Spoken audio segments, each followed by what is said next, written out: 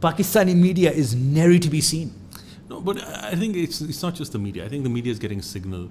Yeah. Because we know that it's been a state policy not to allow for too many protests. Not to For it to be sort of in this very in this lukewarm, very tepid lip service to Gaza and feel sad about it, but don't. We've provided 5,000 scholarships for Gazan students, but exactly. I mean, we're sending this much aid. We send another plane to Egypt and all of those. But things. Oves, tell me this, because again, your background is your background, which I find really interesting. At the United Nations, our representative, both past and present, have been very, very vocal, have been almost integral in all of that sort of backroom dealing. Because the thing is, I remember it was the Palestinian UN, the representative. He was like the Pakistanis has always been there to help us. Yeah. So I mean, I find it very interesting, and I mean, this dissonance between sort of what the polity might be, but then what the powers that be might be, what they do as well. I mean, on the one hand, for example, I remember, I think this was 2 or 3 days ago, where the UN ambassador was almost harangued by our guy. The US representative was harangued by ours. He said that sort of, you know, be ashamed of what you're doing.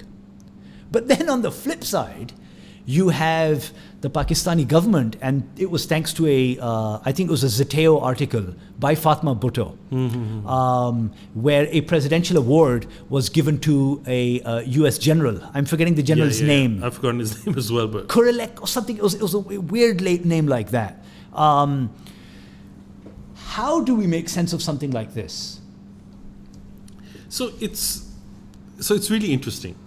I think the UN is like the Continental Hotel for John Wick, right? Where what happens in the hotel, like we're not going to do, like in the hotel, it's completely fine. What happens in the hotel stays in the hotel, right?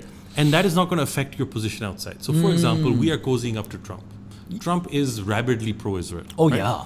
But that doesn't mean that our ambassador the ambassador at the UN, he's given leeway. Okay. We're not elsewhere outside of that in our foreign relations are we going to go gung-ho anti-Israel or something. And there's a bit of leeway. They understand what our position is. We are an Islamic republic, right? We are, the people have a lot of, and I think they're very skillfully have navigated this, right? Where you make these statements and you do. So what happens in the UN stays in the UN, right? Okay, right? Okay, and so it doesn't really impact the rest of your relations.